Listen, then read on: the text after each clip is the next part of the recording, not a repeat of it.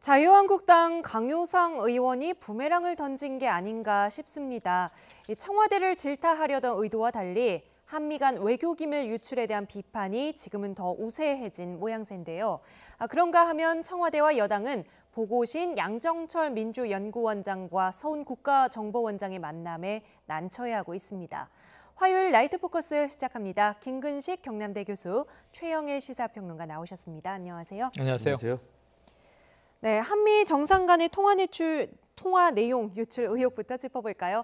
오늘 유출 당사자인 공무원에 대한 외교부 발표도 있었는데요. 주제와 영상 먼저 보시겠습니다. 문재인 대통령은 트럼프 대통령의 5월 하순 25일에서 28일 방일 직후에 한국을 들러달라 전화로 제안한 것으로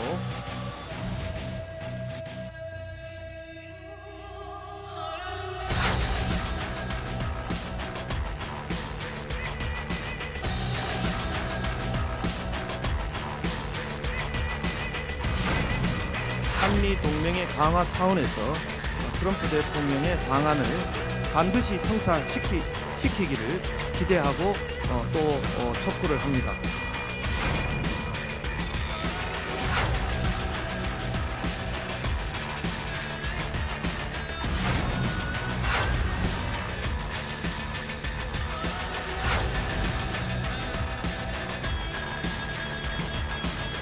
강효상 의원은 개인의 영달을 위해 한미 정상의 신뢰를 훼손하고 굳건한 한미 동맹까지 경쟁의 도구로 삼았습니다.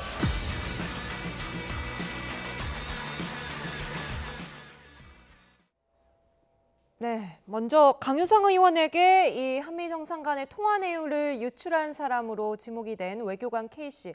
오늘 변호인 통해서 입장문을 냈다고 하던데요. 도대체 왜 내용을 알려줬다고 하던가요? 우선 좀 알려진 것과 좀 다른 내용들을 주장을 하고 있는데요. 우선 고교 대학 동문인 건 맞지만 친한 사이가 아니었다는 게 이제 설명이고요. 그러다 보니까 주한 미국 대사관에 근무하던 이후에 강효상 국회의원은 지금 의원이니까 그 워싱턴에 출장 가는 경우가 좀 있거든요. 그럴 때마다 이제 만나서 이 K 외교관이라는 사람이 지금 미국 대사관에서 맡고 있는 일이 미국 의회를 상대하는 업무이기 때문에 자연스럽게 한국에서 출장 온 국회의원들을 만나서 이제 홍보도 하고 내용도 알리는 역할을 했다는 겁니다. 고교 선후배니까 좀 친했겠죠. 그래서 식사 한번 한 정도가 가깝다는 것이고, 그런데 이제 그날 당일 한미 정상 통화가 있었고 청와대에서 이제 보도자를 냈고 설명을 했는데 그 브리핑 이외에 이제 강효상 의원이 전화를 해서 뭐 그 내용문에 보면 그런 게 나와요. 그 청와대에서 보면은 대북 인도적 지원에 트럼프 대통령이 지지를 표명했다 이런 이야기가 나오는데 이제 강효상 의원은 설마 그랬겠느냐. 그러니까 이제 일단 자유한국당의 입장이 그렇고 강효상 의원도 그렇고 한미 간에 계속 엇박자가 있다는 전제가 있지 않습니까? 그런 선입관이 있기 때문에 그런 것들 따져 물었고, 그러니까 외교관 입장에서 그게 아니다. 해명하는 차원에서. 그렇죠. 해명을 계속 한 거지. 그게 아니고 실제로 트럼프 대통령이 지지를 했다. 그리고 또 실제로도 그 방안을 4월 11일 날 우리가 워싱턴을 대통령이 가셨는데 또 오겠느냐. 그러니까 오기로 하는 그런 분위기가 있다. 설명을 하지 않았겠습니까? 그러다 보니까 또 강효상 의원은 또 전직 기자이고 그러니까 계속 또 그 꼬치꼬치 캐물었겠죠. 캐물다 보니까 설명을 하고 그 설명하는 내용을 이야기하다 보니까 근거를 대라고 이야기하니까 이제 잘못돼서 좀 오바해서 통화 내용들이 좀 나간 것 같아요. 이제 그렇게 설명을 하고 있습니다. 그러니까 정황상 그 외교관 K 씨의 그 내용을 좀 보면 순전히 일리는 좀 있어 보여요. 그러니까 강효상 의원이 야당 의원으로서 추궁을 하고 이의를 제기하니까 그걸 설명하면서 그렇지 않다라고 납득을 시키다 보니까 부지불식간에 한미 정상간 통화 내용을 읽어본 기억이 있으니까 설명을 해서 표현 문구가 나갔다는 것을 좀 해명하고 있습니다. 강효상 의원이랑 대화를 할 때는 이 내용이 외부에 알려진다거나 공개적으로 기자회견을 할 수 있을 거란 생각은 못했던 걸까요? 상상을 못했다고 본인은 이야기하죠. 일단은 우리가 뭐 진술에 기반할 수밖에 없습니다. 그러니까 이야기된 팩트는 이 참사관은 자신이 이 고등학교와 대학 선배인 강효상 의원에게 전화로 전해준 이야기, 통화 요록이라고 표현을 하고 있습니다. 이 정리된 내용이 설마 다음 날 기자회견으로 터져나올 줄은 상상도 못했고 그 다음 날 기자회견을 보고 너무 놀라서 강 의원에게 전화를 했다는 거죠. 전화는 받지 않았다는 것이고 그럼 지금 강효상 의원이 이 후배가 겪는 고초가 너무 가슴이 아프다는 얘기를 했잖아요. 그래서 저는 이렇게 될 줄 몰랐을까요? 이렇게 될 줄 몰랐다고 하시면 강효상 의원이 정말 지금 정치나 혹은 정책이 돌아가는 기관의 상황을 너무 몰라도 모르시는 분이다. 이렇게 네. 아마추어 정치인인데 의원 생활 하실 수가 있겠느냐는 생각이 들어요. 네. 어찌 보면 자신이 기자회견으로 이걸 폭로해 버림으로써 후배이자 한 외교관의 직업 생활을 끊어버리게 된 상황입니다. 그 네. 지경입니다. 근데 이제 와서 이렇게 고초를 겪는 게 너무 가슴이 아프다뇨. 공개를 하지 말았어야죠. 만에 하나 그것도 위법한 일이지만 들었다 하더라도 개인 간의 비밀로 하고 의정 활동에 한미 정상 간의 통화 기류는 이런 것이구나 라고 간접적으로 반영했다면 어땠을까. 근데 뭐 그 대단한 정보를 취득한 네. 것처럼 뻥 하고 터뜨렸는데 그 내용이 지금 와서는 아까 부메랑이라는 말씀이 딱 맞는 것이 이제 스텝이 꼬였고 매우 궁색합니다. 네. 강 의원이. 왜 그러냐면 처음엔 굴욕 외교다. 굴욕이라는 자를 붙여서 마치 한미 정상 간의 외교가 매우 네. 지금 비틀어진 것처럼 표현을 했는데 오늘 무슨 얘기를 했냐면요. 아니 미국 대통령에게 우리 대한민국 대통령이 좀 방문해달라고 얘기하는 게 네. 무슨 기밀이냐. 상식이지. 상식이 굴욕입니까? 네. 굴욕이라고 표현을 해놓고 이제 와서 상식이라고 얘기를 하면 본인 스스로 논리 모순이 되잖아요. 네. 그러니까 이렇게 될 걸 모르고 질렀던 이유는 뭔가? 자유한국당 지지율이 오를 거라고 생각했을까요? 본인이 정가에서 스타가 될 거라고 네. 생각했을까요? 아무런 실익이 없는 기밀을 상급 기밀을 공개해놓고 후배의 인생이 지금 좌지우지되는데 네. 너무 무책임하다 이런 생각이 듭니다. 해명이 이어질수록 자가당착 아니냐 이런 말씀인데요. 앞서서 뭐 아마추어 정치인 이런 표현을 쓰셨습니다만 기자로서는 뭐 그동안에 뭐 관록을 뭐 내보였다고 해야 될까요? 어떻게 이런 내용까지 아무리 뭐 국회의원이라서 그랬을까요? 뭐 개인적인 친분이 조금이라도 있어서 그랬을까요? 국가 정상 간의 통화 내용을 물어본다고 말을 해줘도 됩니까? 그러니까 국회의원이 된 이후에 워싱턴에 있는 대사관에 근무하면서 이제 자주 봤고 그다음에 이제 고교 선후배고 대학 선후배니까 좀 친했겠죠. 네.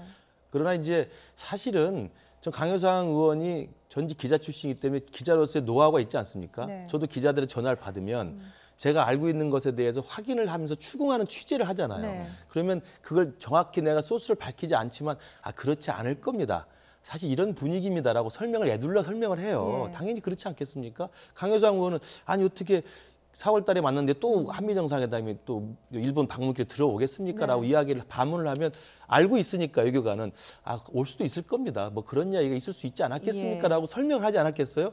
그러면 또 기자는 또 수십 년 해봤기 때문에 그러면 그렇게 말하는 근거가 뭡니까라고 물어볼 네. 수밖에 없는 거예요. 물어보면 또 외교관은 그걸 한미 정상회담 통화 내용을 본 이야기를 직접 할 수는 없지만 설명을 하고 그 내용들 분위기를 전달하는 과정에서 그런 표현들이 몇 개 나온 거라고 보여요. 네. 저는 그렇게 지금 오늘 해명문을 받고 저는 충분히 이해가 되는 대목입니다. 그래서 저는 네. 강효상 의원의 수십 년 된 편집국장까지 했던 기자의 취재력의 노하우가 하나 있었던 것이고 그리고 이제 항상 기자분들이 하는 게 그렇지 않습니까? 참고만 할 테니까 말해주세요라고 하지 않습니까? 네. 절대 참고만 하지 않습니다. 기자들은 네. 그 확인하면 그걸 언젠가는 쓸 수밖에 없는 상황이에요. 네. 근데 아까 말씀하신 것처럼 강효상 의원이 기자로서는 아주 재치 있게 그 취재원한테 취재를 잘했지만 네. 국회의원이 한미 정상 간의 통화 내용을 자기가 확인했다고 그래서 그 다음날 기자회견을 해서 굴욕이라고 비판한 것은 기자로서는 취재를 잘했지만 국회의원으로서는 그리고 한국당의 의원으로서는 오히려 이 한미 정상 간의 대화를 정쟁의 도구로 사용한 결과가 돼버린 거죠. 네. 저는 그래서 자기 신분이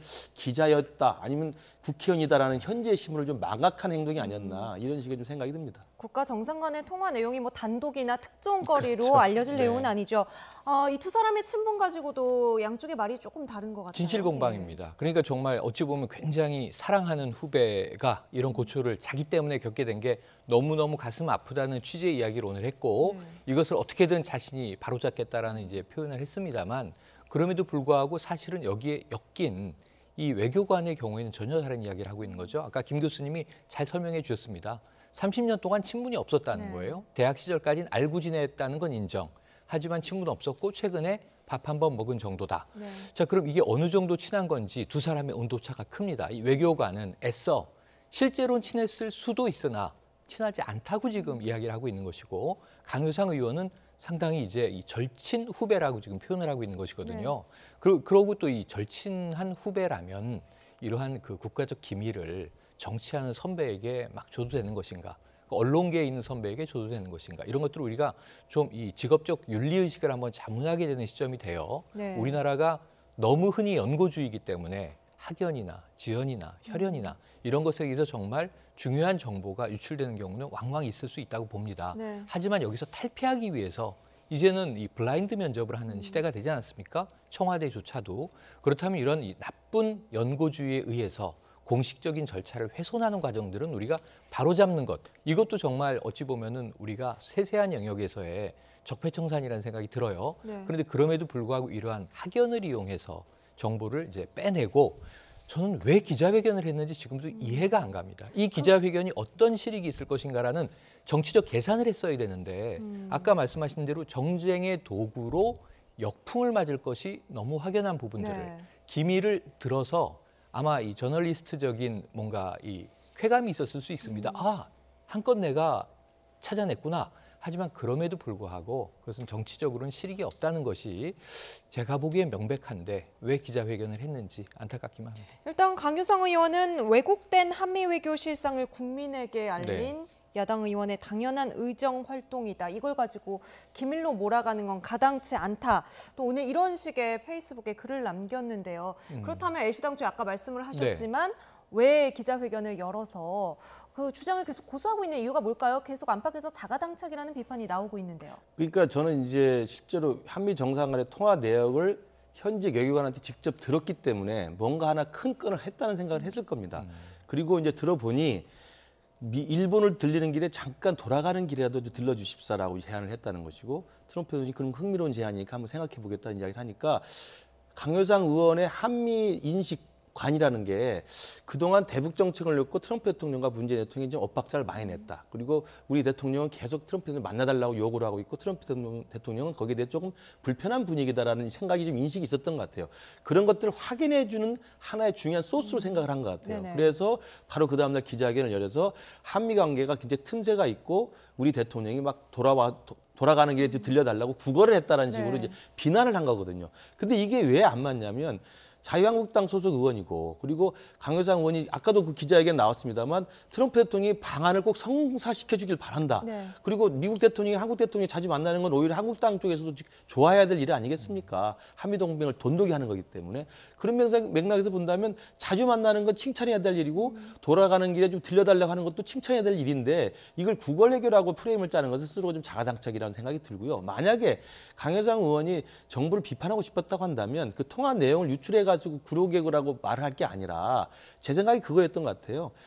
북핵 협상이 교착된 상황에서 우리 문재인 정부가 너무 지나치게 협상에만 집착하는 게 아니냐. 네. 그래서 한미 정상회담 서두르고 또 남북 정상회담 제안해놓고 또 북미 정상회담 만나게 하려고 좀 서두르는 게 아니냐. 네. 서두르지 말라라고 하는 인식이 있었던 것 같아요. 저도 그 부분 일정적으로 동의합니다.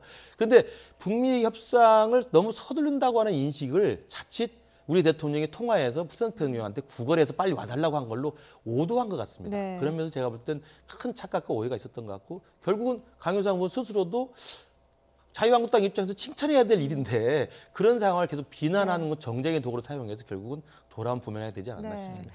그러면 이 K 외교관에게서 강효상 의원에게로 넘어간 어떤 기밀이랄까요? 이런 내용들이 그 네. 통화 유출 내용 하나입니까? 아니면 더 있습니까?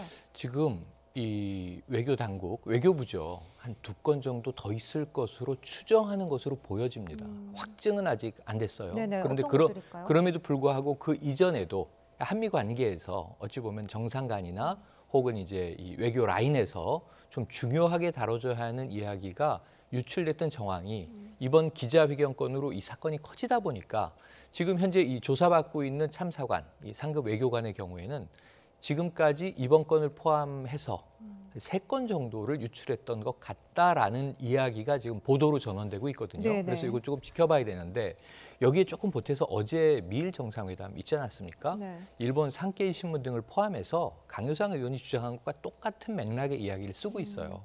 그러니까 이제 이 문재인 대통령이 트럼프 대통령에게 일본에 오시는 김에 좀 들렸다 가시라는 이야기를 2차례, 3차례 네. 간곡하게 부탁했다. 이건 일본의 언론 시각에서는요. 폄훼의 의도가 깔려 있습니다. 예. 그리고 거기도 익명이에요. 일본의 외교 고위 소식통을 인용을 했어요. 네. 이 여러 매체들이. 그런데 어찌 보면 이게 강효상 의원이라고 해도 할 말이 없는 상황이에요. 예. 그러니까 제가 보기에는 이런 경우에는 트럼프 대통령이 제3국의 정상을 만나서 다른 나라의 정상과 나눈 얘기들을 많이 좀 흘리는 경향이 있습니다. 이게 외교적인 결례라는 지적을 많이 받는데 네. 이런 부분에서 우리가 항의를 해야 되는데 항의를 할 여지를 강효상 의원이 차단해버린 거예요. 그러니까 이게 무슨 일이 되냐면 너희가 먼저 흘렸잖아. 미국 쪽에서 얘기하면 할 말이 없어지는 네. 거잖아요. 이런 부분에서 외교적으로 이런 기밀이 유출됐을 경우에 상당히 이 타국과의 외교 관계에서 우리가 불리해지거나 불이익을 받거나 할 수 있다는 겁니다. 이번 경우에는 그렇게 심각한 정도는 아니라고 봅니다만 그럼에도 불구하고 이 외교가 이건 저 보수 진보를 망라해서 과거에 우리나라의 외교 수장을 맡았던 중추적인 역할을 했던 분들이 모두 다 강효상 의원이 잘못했다고 비난하고 있고 네. 심지어는 일전에 이미 자당의 이 윤상현 의원이요, 지금 외통위원장이죠. 자, 국익을 해치는 일은 하지 말아야 한다. 이렇게 또 준엄하게 꾸짖었는데 네. 이 부분에 있어서 지금 자유한국당이 사과하고 이 부분에 대해서는 빨리 좀 이제 바로 잡아야 할 일을 왜 이렇게 우기고 있는지 그 이 후속 대응조차도 답답한 상황입니다. 외교부는 후속 조치 어떻게 하겠다고 합니까? 우선 강효상 의원하고 지금 유출했다고 하는 그 K 참사관에 대해서는 형사 고발을 하겠다고 지금 밝혔습니다. 네. 상당히 이제 강하게 대응을 하겠다는 거고요.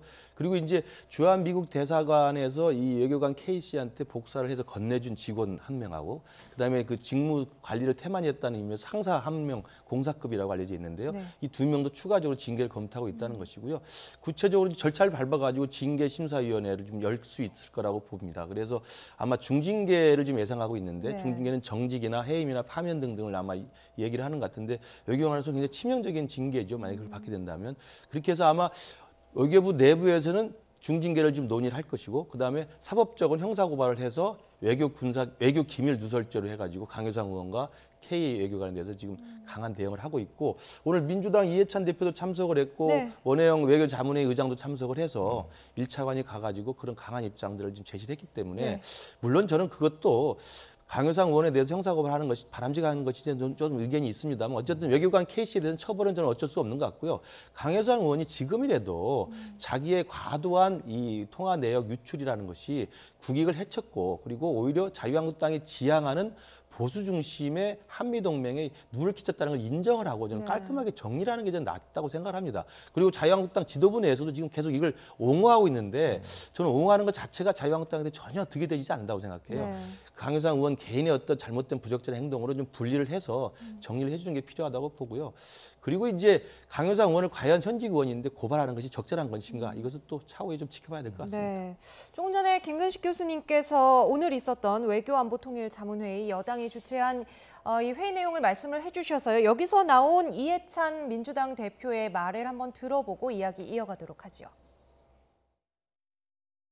자유한국당이 강효상 의원을 비호하는 듯한 입장을 내놓는 것을 보면 이러한 범죄 행위가 개인이 일탈이 아니라 제1야당까지 관여한 행위인지 의심하지 않을 수가 없습니다.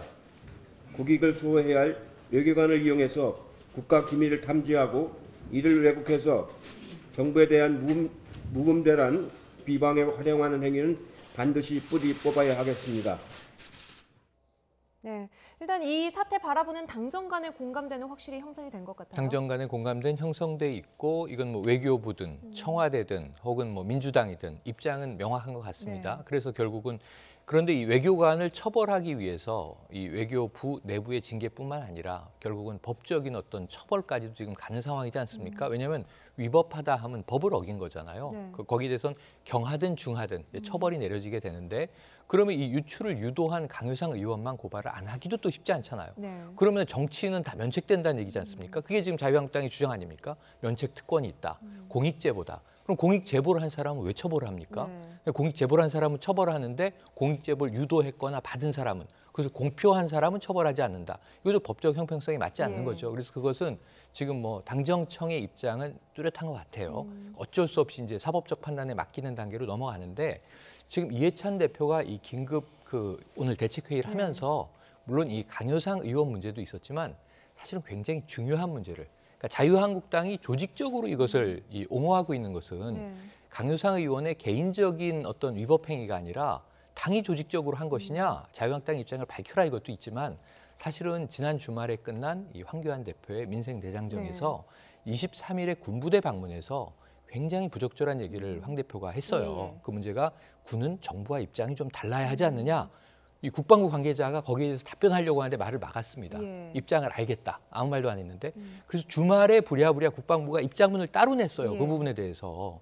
그러니까 지금 군 통수권자가 대통령이고 대통령이 행정부의 수반인데 군은 정부와 입장이 달라야 한다라는 너무 미묘한 이야기를 한 거예요. 네. 거기에 대해서도 오늘 이해찬 대표가 굉장히 성토를 했는데 자유한국당 혹은 황교안 대표의 입장이 나와야 하는 대목이 아닌가 싶기도 합니다. 네, 두 분 다 뭐 비슷한 의견이신 것 같아요. 자유한국당 지도부가 입장을 이대로 두고 갈 것이냐에 대한 말씀을 하시는데 이미 안에서도 약간 비판의 의견이라든지 지적이라든지 보수 진영 전반에 좀 우려 섞인 목소리가 많이 나오고 있지 않습니까? 그렇죠. 그러니까 일단 아까 말씀했던 것처럼 지금 현역 그 외통위원장인 윤상현 의원도 자유한국당 의원입니다만 부적절한 처신이라고 이야기를 했고, 그다음에 한국당의 지금 지도부, 그러니까 나경원 원내대표하고 지금 황교안 대표는 강하게 지금 강효상 의원을 좀 두둔하고 있습니다만, 전반적인 보수 성향의 전직 외교관들이나 외교부 장관을 했던 분들, 그리고 저조차도 사실은 네. 이 부분을 잘못했다고 지금 보고 있는 거거든요. 그러니까 야당으로서 지금 문재인 정부의 대미 정책, 한미 동맹의 어떤 우려, 그다음에 대북 정책에 대한 과속 이런 거에 대해 지적할 수 있습니다. 예. 문제 제기할 수 있고요. 거기서 건전한 대안과 비판을 낼 수 있어요. 그러나 그거 하고 강효상 의원이 자기 후배인 현직 외교관을 통해서 체득하게 된 정상관 통화 내용을 그 다음날 바로 기자회견을 해서 이게 굴욕외교다라고 그 정쟁의 프레임을 짰던 건 분리해야 된다는 이야기죠. 그래서 네. 그런 의미에서 보면 저는 자유한국당이 제1야당으로서 건전한 외교안보적인 비판을 하는 일 하나 하고, 그러면 또 하나는 모든 자유민주국가가 다 그렇게 합니다만 외교안보에 대해서는 국익을 우선으로 한 초당적 협력이 더 먼저입니다. 네. 그러니까 국민의 알 권리라는 것과 정치적 정쟁이 하나 있지만 또 하나는 초당적 협력이라는 국가 이익이라는 게 있거든요. 네. 그런 면에서 보면 자유한국당의 지금 강효상 의원 두둔은 크게 두둔할 만한 일은 아니라고 봐요. 그런 네. 면에서 지금이라도 지도부가 강효상 의원과 결별을 하고, 강효상 의원이 어떤 이유에서 했는지 모르겠으나 전직 기자로서 취재는 잘했지만 국회의원으로서는 합당한 일을 하진 못했다. 그런 네. 면에서 좀 분리를 할 것 같습니다. 네, 과연 왜곡된 한미외교 실상을 잘 까발려서 국민의 알 권리 또 국익까지도 지켜졌는지에 대해서 강효상 의원도 아마 지금 좀 생각을 하고 계시겠죠. 생각해 보실 것 같습니다. 자, 이어서 서훈 국정원장과 양정철 민주연구원장의 만찬 회동 여파도 살펴보도록 하겠습니다. 주제어부터 보시죠.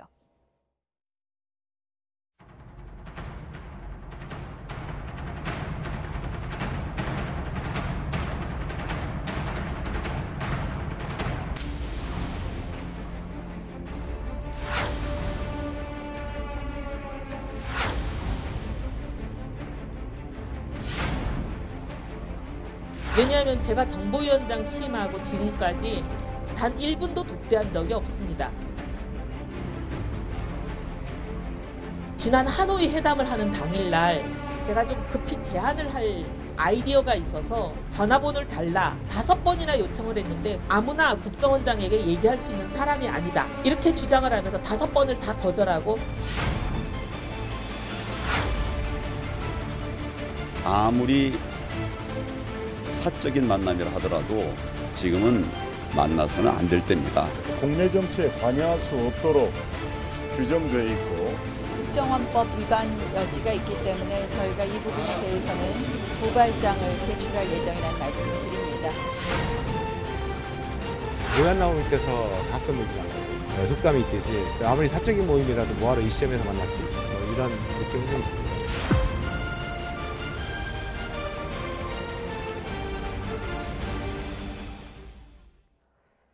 네, 당일 회동에 대한 양정철 원장의 설명은 오랜 지인과 함께한 모임이었고요. 그러면 이 지인이 누구냐, 이제 관심이 여기에 네. 쏠리고 있습니다. 민주당의 싱크탱크 수장 그리고 국가정보기관의 수장을 동시에 네. 만날 수 있는 지인 누구였나요? 일단은 김연경 MBC 기자죠. 지금 현재는 이제 이 통일방송 추진단장인데요. 네. 이 북한 전문 기자고 이 중견 기자입니다. 그리고 이제 논설위원까지 이제 지냈죠. 저도 사실은 지난해까지는 매주 방송에서 같이 만나서 예. 라디오에서 같이 제 앞 시간에 이제 북한 이야기를 하시고 전 뒤에 시사 이야기를 하고, 그래서 대기실에서 늘 뵀던 네네. 분이에요. 쾌활하고 그리고 이제 굉장히 이제 토론과 대화를 즐기는 분이신데, 네. 그런데 이제 이 서훈 국정원장, 양정철 이 싱크탱크 민주연구원장과 굉장히 오랜 친분이 있으신 것 같은 것이 네. 이 양 원장이 이 언론 출신이지 않습니까? 네. 그리고 또 이제 저 참여정부 시절에 홍보수석이었습니다. 그러니까 홍보통, 언론통이라고 볼 수 있겠죠. 그래서 어찌 보면 언론계에 이제 지인 후배가 많이 있을 것이고, 어찌 보면 또 서훈 원장과는 뭐 참여정부 2000년대 초반부터 또 이제 이 인맥을 쌓아온 바가 있기 때문에 이 뭐 막역한 지인이다라고 얘기할 수 있을 것 같아요. 이외에 지금 몇 명의 인물이 더 있다라고 하는데 이게 사적인 모임이기 때문에 밝히기가 아마 양 원장 입장에서는 좀 네. 꺼려지는 것 같습니다. 하지만 이게 아까 이야기한 강효상 의원의 경우와 우리가 지금 이 경우가 조금 다른 건 뭐냐면 만난 정황은 확인이 됐어요. 네. 이건 팩트예요. 그래서 이제 강남에 있는 뭐 식당에서 네, 지금 모임이 영상도 있었다는 것까지 나오니까요. 확인이 네. 된 겁니다. 이거는 뭐 취재 기자가 양 원장은 굉장히 좀 불쾌한 이 내색을 표했죠. 파파라치라는 표현까지 썼는데 예. 그럼에도 불구하고 만난 건 팩트. 그다음에 지금 문제는 바로 지금 고발이 이루어졌어요. 이 짧은 시간에 자유한국당이 고발이 이루어졌는데 뭐냐면 국정원법 위반이다. 예. 서훈 원장의 경우에는. 그리고 정치 개입을 했을 것으로 추정을 했는데 이걸 이해훈 아까 정보위원장은 합리적 의심이라는 표현도 오늘 썼습니다. 네. 하지만 어떤 내막이 있었는지 자리의 어떤 모임의 속성, 모임의 내용 그리고 그 시간 동안 이 시간은 짧지 않았습니다. 한 10시가 좀 넘어서 끝난 것 같은데 한 뭐 4시간 가까운 시간이라고 하니까 다양한 이야기가 나왔을 텐데 이 김현경 기자가 사실 선거 이야기는 없었다. 네네. 하지만 뭐 한반도 정세나 동북아 정세에 대한 이야기는 또 전문가들이니까 네. 나누었다 이런 얘기를 한단 말이에요. 그래서 내용이 확실히 확인될 때까지는 이게 고발 사안인가 아니면 뭐 법 위반 사안인가 이 부분에 대해서는 지금 현재 확인된 것은 사적인 만남의 자리까지는 확인됐다. 이렇게 볼 수 있겠습니다. 네, 사적인 만남. 국가정보원장 그리고 민주연구원장, 그렇습니다. 중진 기자가 만난 자리였습니다. 일단 뭐 대략적으로 당사자들에게서 뭐 선거 얘기는 없었다 이런 얘기까지 나왔는데 이런 조합으로 만나면 그럼 통상 어떤 주제를 놓고 이야기를 하게 될까요? 이게 참 공교롭게도 저도 그 김연경 기자를 잘 압니다. 왜냐하면 이제 북한 전문 기자이기 때문에. 그렇죠. 그리고 이제 서훈 원장하고 김연경 기자는 막역한 사이인 건 맞아요. 네. 왜냐하면 참여정부 시절에 서훈 원장이 이른바 북한국장을 했고 서훈 원장은 지금은 국정원 수장이지만 북한 통으로 쭉 커왔던 분입니다. 북한국장 했고 그다음에 북한 담당 차장을 했고 이명박 박근혜 정부 쉬다가 지금 국정원장이 됐기 때문에 그때 북한국장 북한 담당 차장 할 때 저도 김연경 기자랑 서훈 원장을 같이 봤었어요. 예. 왜냐하면 북한 문제 남북 관계 자문도 하고 서로 의견을 교환할 수 있기 때문에 그런 자리로 자주 봤기 때문에 아마 지금까지 관계를 이어온 것 같은데 저는 지금 그 당시에 북한국장이자 북한 담당 차장이 남북관계 전문가나 북한 담당 기자를 만나는 건 문제가 안 되죠. 네. 그래서 현재 국정원장입니다. 국정원장은 북한 전문가 출신으로 컸지만 국가정보기관의 수장이에요. 그리고 현역이란 말이죠. 그러면 김연경 기자를 사적인 인연이 있으니까 만나는 건 좋지만 거기에 양정치 원장을 끌어들인 건 제가 볼 때 분명히 부적절한 처사입니다. 네. 거기에서 어떤 대화가 오고 갔던 그리고 총선에 관련된 개입 여부가 있었든 없었든 그건 차후에 밝히면 될 일이지만 어쨌든 제가 서훈 원장이라고 한다면 예전에 10년 전에 자기가 북한국장하고 북한 담당 차장을 했을 때 만나는 행보와는 달라야 됐던 거기 때문에 김연경 기자를 만날 수는 있지만 거기에 양정치 원장을 불러들여서 같이 만난 건 제가 볼 때 적절하지 않았다 생각이 들고요. 네. 더 중요한 것은 양정철 원장이 더 조심했어야 되죠. 왜냐하면 지금 원장에 취임한 지 얼마 되지 않지 않습니까? 그러나 원장에 취임하자마자 언론의 모든 지금 관심을 다 받고 있고 행보 하나하나에 다 세간의 관심이 쏠리고 있는데 귀국 인사를 드렸다? 그랬더니 한번 보자고 그래서 갔다? 뭐 그럴 수 있습니다만 그래도 그런 만남은 자기 스스로가 차단을 해야 됩니다. 네. 공인이 아니라고 하지만 어떻게 공인이 아닙니까? 민주연구원장이고 밑에 부원장에 현역 국회의원이 셋이나 있고 청와대 민정비서관 출신이 와 있고 부원장으로 그다음에 현역 지금 전현직 전략기획위원장에 다 부원장을 네. 거느리고 있는 분인데 그러니까 양정치 원장도 저는 부적절한 처신이었다고 예. 생각합니다. 김 교수님께서도 뭐 원래 친분이 있었다고는 하지만 서훈 국가정보원장, 정보원장 자리 가고 난 이후에는 못 봤죠. 본 적이 연락을 할 없으시죠? 수도 없고요. 또 해서도 안 됩니다. 네, 일단 정치권에서는 국정원장을 따로 만나는 것 자체가 이렇게 일반적이지 않다고 보는 시각이 많습니다. 김근식 교수님처럼 나도 국정원장 독대를 못 해봤다라고 주장하는 사람이 다른 사람도 아니고 국회 정보위원장인데요. 들어보시죠. 했을 거라고 보는 것이 합리적인 의심이죠. 지금 상황에서는. 왜냐하면 제가 정보위원장 취임하고 지금까지 단 1분도 독대한 적이 없습니다. 그리고 국정원장은 다른 고위공직자와 달리 접근이 제한되고 접촉을 상당히 제한합니다. 하노이 회담을 하는 당일날 제가 좀 급히 제안을 할 아이디어가 있어서 연락을 해야겠다. 전화번호를 달라. 5번이나 요청을 했는데 국정원장은 아무나 국정원장에게 얘기할 수 있는 사람이 아니다. 이렇게 주장을 하면서 5번을 다 거절하고 결국 그날 회담이 끝날 때까지 제가 전화번호를 받지 못했습니다. 네, 이해훈 국회 정보위원장도 나도 국정원장 전화번호를 모른다. 네네. 약간 섭섭함이 담긴 성토를 했는데요. 국정원장에 대한 보안이나 경호 어느 정도 수준입니까? 대통령급이죠. 그리고 이제 이 정보 수장, 예를 들면 이 미국으로 치면 이제 CIA 국장이잖아요. 지금 CIA 국장이 이제 여성분인데 이 미국은 CIA보다 더 상위의 이 정보 조직이 이 DNI라고 생겨 있습니다. 댄코츠 국장이죠, 현재. 그래서 미국 국가정보국 이렇게 돼 있는데 무려 15개의 부처를 총괄합니다. 여기 FBI, CIA 또는 뭐 이제 그 NSI 다 들어가는데 문제는 이 뭐 철통 보안이고요.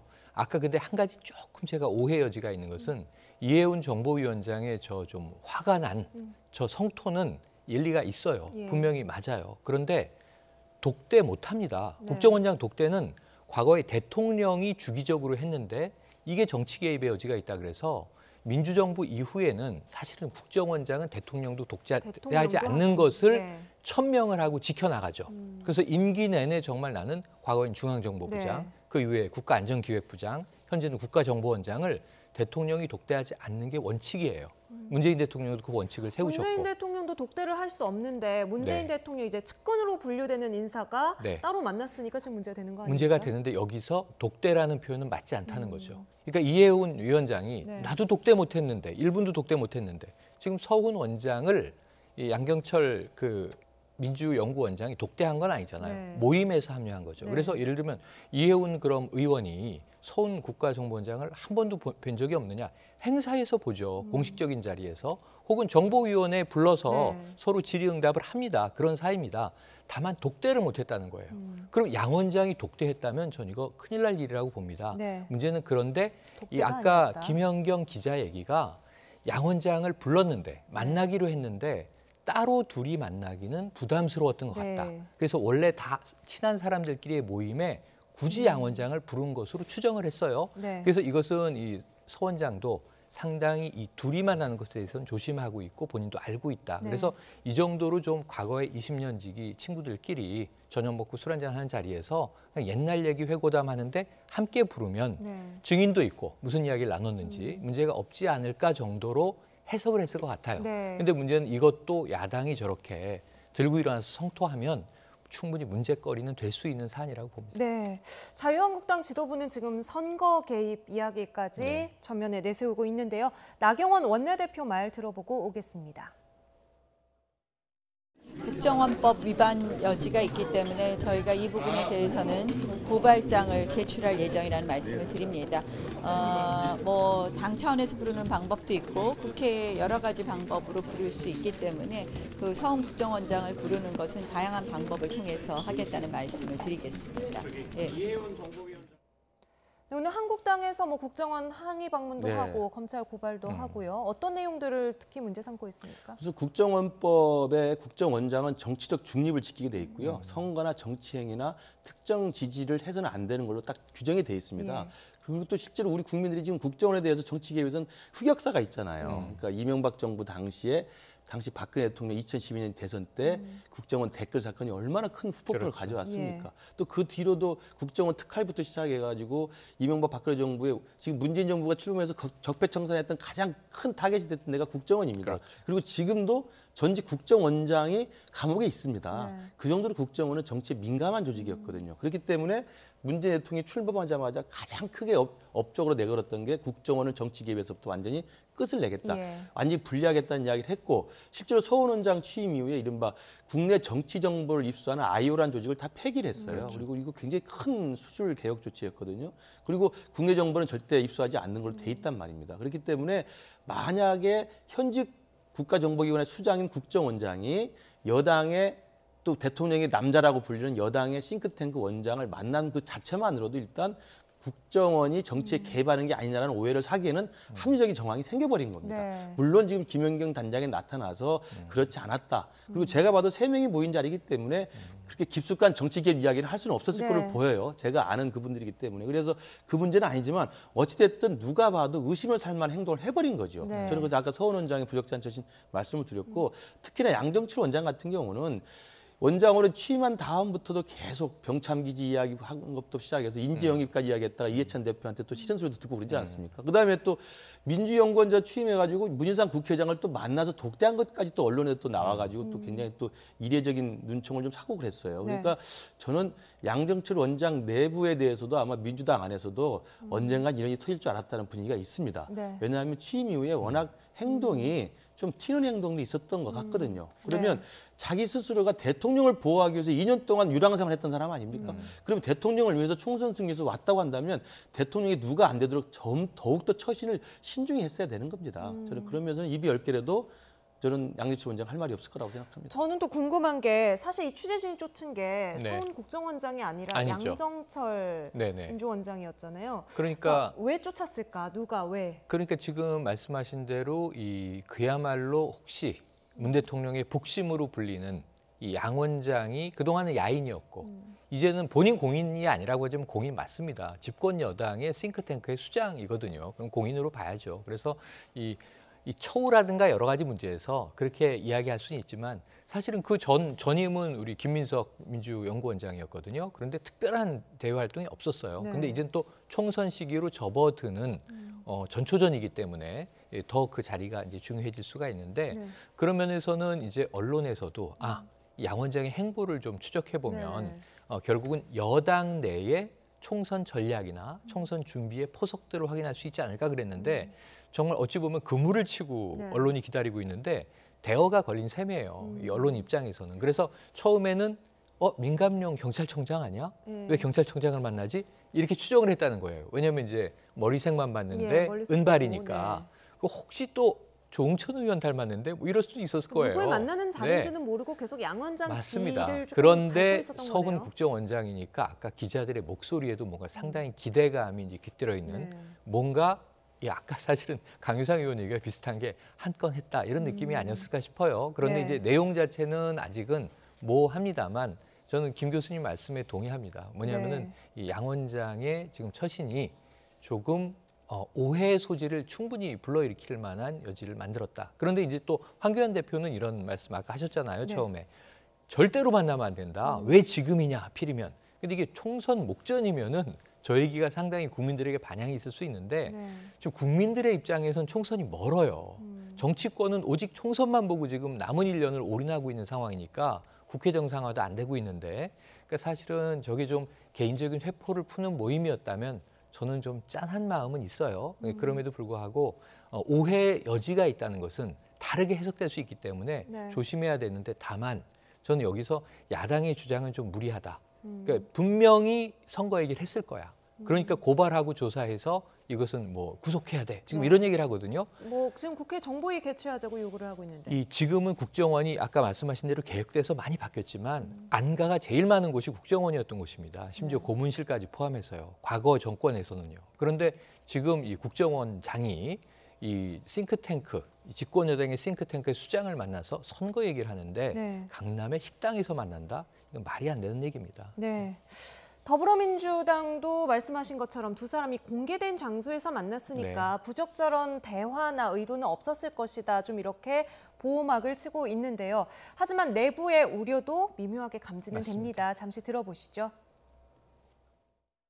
오얏 나무 밑에서 가끔 매지 말라고. 뭐 하여튼 뭐 이런 우리 속담이 있듯이 뭐하러 이 시점, 아무리 사적인 모임이라도 뭐하러 이 시점에서 만났지? 뭐 이런 느낌은 좀 있습니다. 네, 오얏나무 밑에서 가끔 매지 마라. 어제 저희 스튜디오에서 같은 이야기 했는데요. 참 오해 사기 참 딱 좋은 행동을 왜 굳이 이 시점에 했을까 좀 여당의 야속함이 좀 드러나는 말이었어요. 그렇죠. 그러니까 아까 말씀 누차 드린 것처럼 양정철 원장이 신유치 못한 처신이었다. 그리고 민주연구원장으로 복귀했으면 내년 총선 전략을 위해서 좀 더 아까 스스로 이야기하지 않았습니까? 로우키로 가야 되겠다. 일에만 몰두하겠다. 그런 초심으로 가는 게 필요한데 여기저기 사람들 만나고 다닌 거 아닙니까? 저는 그것들이 또 몰래 만나고 비공개로 만날 게 있는데 이걸 공개하는 것들도 굉장히 이제 볼 때는 좀 지나친 튀는 행동이었다고 생각이 들고요. 제일 중요한 것은 아까 말씀 나온 것처럼 야당의 공세는 계속될 것으로 보이는데 과연 3명이 모인 자리에서 선거 개입이라든지 총선 관련된 이야기 했느냐의 문제가 이제 초미의 관심사일 텐데 김연경 지금 단장 이야기로는 자기 한 30분 정도 늦게 왔다는 거고 나올 때는 같이 나왔다는 거예요. 30분 정도 늦게 왔기 때문에 아마도 이 양 원장하고 서 원장 사이에 30분 동안 둘이 만날 수 있는 시간이 있었기 네. 때문에 그 사이에 어떤 일이 있었는가 아마 또 초미의 관심이 될 겁니다. 왜냐하면 두 명 다 2012년 대선 때도 캠프를 같이 했고요. 2017년 대선 때도 캠프를 같이 했어요. 그러니까 굉장히 막역한 인간적 관계입니다.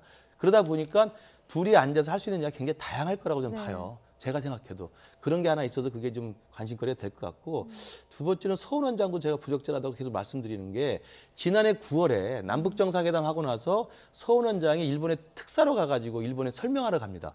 그때 양 원장이 일본을 떠돌고 있었어요. 그때는 자연인 양적 치레기 때문에 위로의 식사를 한번 대접을 했다고 언론에 알려져 있습니다. 그건 너무나 아름다운 미담 아닙니까? 그렇게 했던 분이 왜 지금 와가지고 현직 국정원장이면서 민주연관장으로 복귀를 해서 이제 공직이고 실제로 엄청난 실세로 좀 불리는 사람을 만나냐. 저는 이 부분에 대해서는 정치적 대화가 오고 가느냐 상관없이 두 분 다 적절하지 못했다는 만큼 분명히 말씀드리고 싶어요. 청와대 뭐 반응 나왔습니까? 청와대 반응은 뭐 사적인 모임이기 때문에 문제가 되지 않는다라는 정도의 코멘트예요. 근데 이 부분은 저는 이 야당이 조금 톤다운을 해서 왜냐하면 지금 이 자유한국당 입장에서 제가 그 관점에서 보면 박근혜 정부의 여러 가지 겪었던 과정들을 이번 정부에 대입하는 과정들이 많이 있어요. 민생대장정도 그렇고. 그런데 이 장면을 딱 보면 틀림없이 2014년 말에 박근혜 정권에서 터졌던 십상시 문건, 그게 나중에 정윤회 문건으로 확인이 되죠. 그러한 장면들하고 오버랩이 될 거예요. 그래서 공세가 지금 강하게 들어가는데 지금 내용의 실체는 모호합니다. 그때는 모임의 실체를 부인했었어요. 모든 참석자들이. 심지어 나중에 이제 정윤회 씨가 검찰 소환까지 나오게 되지만 그럼에도 불구하고 그로부터 유야무야 되다가 1년 후에 최순실이라는 이름이 뻥 등장하는 거거든요. 그래서 그 트라우마에 자꾸 지금 정부의 흐름을 대입시키고 이제 그걸 매치시키면은 어렵다. 이건 안 맞는 겁니다. 다만 이제 한 가지는 아까 김 교수님의 조언은 굉장히 중요하고요. 저는 이해운 의원이 아까 벼르고 있기 때문에 정보위원회에 국정원장은 출석을 합니다. 그 정보위원회에서 이 문제에 대해서는 상당히 야당 의원들의 질타와 공세가 있고 넘어갈 텐데 거기서 속 시원히 해결을 하지 못하면 아까 말씀하신 대로 계속 정치 공세가 이어질 안타까운 상황입니다. 당청과 야당, 특히 한국당 서로가 서로에게 잘못된 만남, 잘못된 소통이라고 다그치고 있는 두 가지 사건을 함께 짚어봤습니다. 지금까지 김근식 경남대 교수, 최영일 시사평론가와 함께했습니다. 두 분 말씀 감사합니다. 고맙습니다.